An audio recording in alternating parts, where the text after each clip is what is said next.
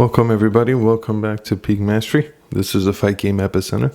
I am your host Elvis. Tonight it is going to be going back to Japan.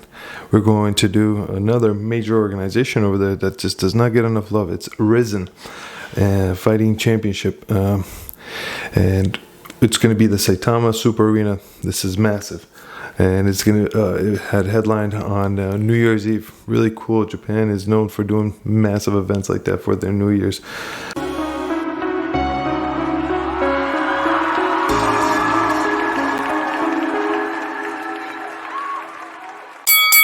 This goes back to the Pride days, Pride Fighting Championship. This was a rival company to the UFC back in the late 90s, early 2000s.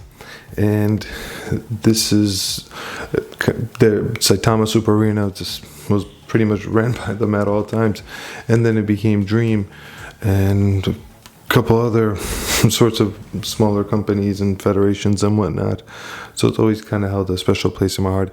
And it's Japan, you know, birth of martial arts. And tonight we have the Lightweight Championship on the line, as well as the conclusion of the Bantamweight Grand Prix. And just young, hungry lions, not big names just yet, but you know, they're on their way towards it. So let's get started. We're starting off the main event in the women's atomweight division. It's going to be from Korea, Siwoo Park versus Rena Kubata from Japan. Rena is actually a really impressive kickboxer with a nice little MMA record of 12-3 entering the fight. And so she's an experienced vet. This is a multi-time champ in kickboxing and whatnot. Has won quite a few competitions in her own right. The game opponent in Siwoo Park, very impressive. Strong stance, very green. I actually really was digging her color. She was matching with green and white. And surprisingly, this went to the decision. There was that first round, they were both very hesitant. There was way too much respect there. But they picked it up. They picked up the intensity in that second round. Siwoo Park was trying to really make a claim here for the win. She was putting on the pressure. There was stuffs. There was takedowns. Her stand-up was, you know, good, relatively speaking. And Rena, you know, got off when she could. She did her part as well. But Siwoo Park was putting in that pressure. And third round, the same thing. So you really couldn't tell. But just by ring generalship, that you know, when it's that close and the person who's just more active usually, you know, gets the nod and takes the win. And in this case, by unanimous decision, they ended up giving it to Siwoo Park from Korea. It was a fun fight. I was not expecting much, but that was incredible. If Japan is known for anything when it comes to MMA, these people just love like the craziest things, you know, because they love the David and Goliath type of fight game, and just crazy rules. And in this case, for the next bout, it's an exhibition boxing match, 2 rounds. It's Takanori Gomi, Tenshin Nasukawa. Just a little backstory. Takanori Gomi was the multi-time champ back in Pride. He had won the tournament. He had won the championship. You know, solid competition in UFC. And Tenshin is such a very well accomplished, undefeated kickboxer, undefeated MMA. You know, he's 4-0 currently, but also very impressive, 110 to 5 losses in amateur kickboxing. So this kid is really impressive. Now the thing is, Takanori Gomi took this on a couple of weeks' notice, and the thing is, you see the height and build difference. Takanori Gomi coming in at, I've never seen him with love handles in my life. That was hilarious. He came in 166 pounds. Tenshin coming in at his usual 133. So 30-pound difference for the lighter guys. That is massive. And little heads up for Tenshin. I really feel like he should start dabbling in boxing a little bit more, because he's a game opponent. He has a great chin. He's still very young. He's in his low to mid-20s. And so he has a bright future ahead of him. His only blemish, really, was a fight against Mayweather, which, hey, it's an honor to fight against Mayweather. But Mayweather just, it was just brutal. He stopped him. It did not look good, man. At some point, it's an honor to fight Mayweather. It's an opportunity once in a lifetime. I don't know. Yeah, you should take it, right? But anyways, let's go round one. You seen Takanori, you know, he was great with his hands from years back. You always seen he was very good with it. Great power, knockout power. What a hook and uppercut. Oh, he used to do it so well. And tension, just again in there, he didn't mind. He was game opponent. He came in as well. He was throwing bombs as well. It was just 2 rounds, so it ended up going to decision. It was a draw. Again, it was a special occasion, rules.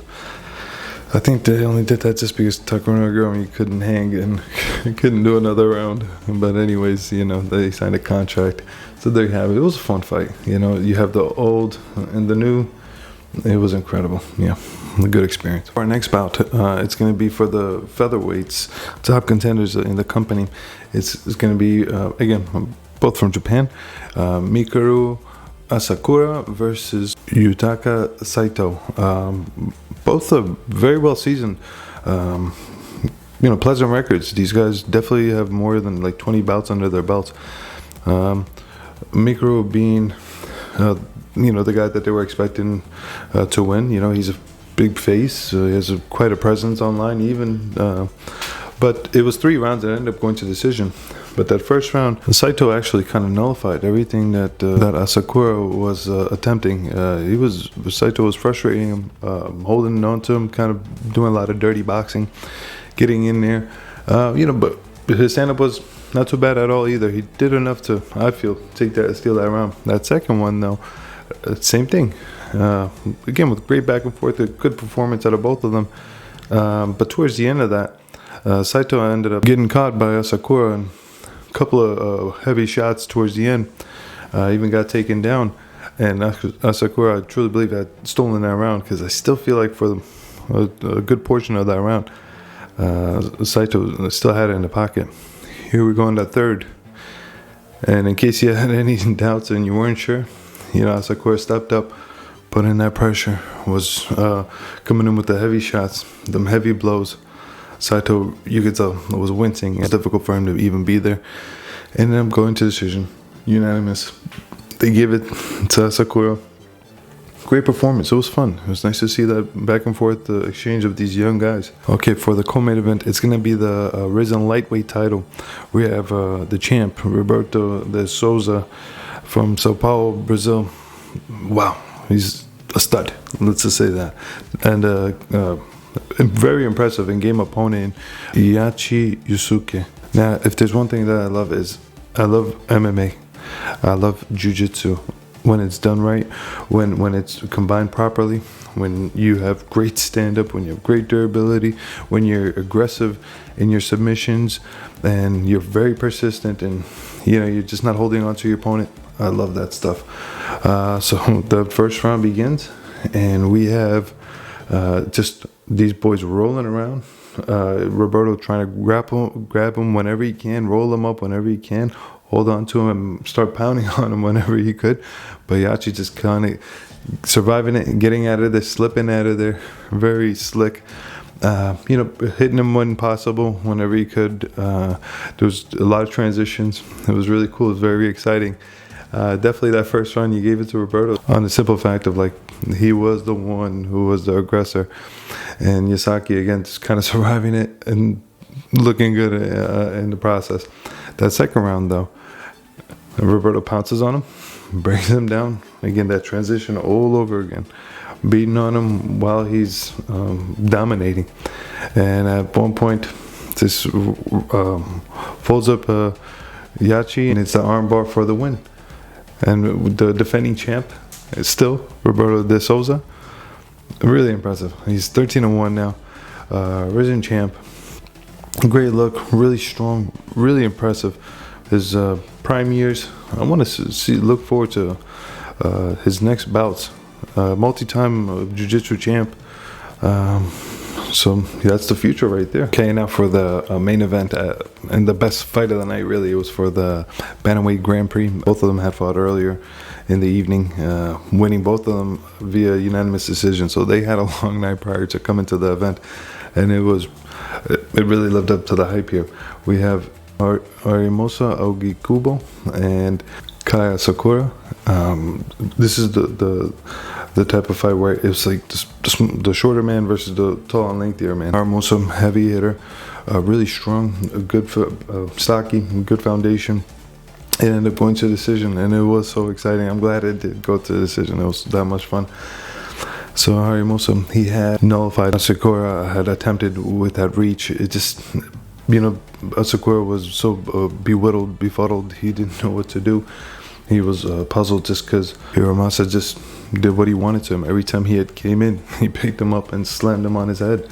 And every time he was that close and he was throwing bombs, they were landing. Damage was getting done here. Sakura just wasn't able to handle it. He, held his own. He defended himself as much as he could. He played the distance game for a little bit. He came in close when he could. He just had nothing for the man.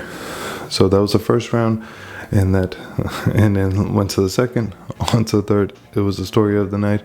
It was a lot of fun. You saw a lot of heart. But the one who imposed his will, the one who was more dominating, the one who did more damage, the one who was the heavy hitter, the slammer, it absolutely ends up going to Harimosa Ogikoba, and well worth the title of the Grand Prix Bantamweight champ. And that concludes the night for Rizin, for the Grand Prix, for the main event. So let's see what the company wants to do, how they want to proceed, what's the next events. I know there is talks of a summer where it's K1, major organizations in Japan, where they're doing a combined effort. So tune in. This is Peak Mastery. This is the Fight Game Epicenter. I am your host, Elvis. Stop by often. Please do like. Please do share. Please do subscribe. Have a good one. Thank you.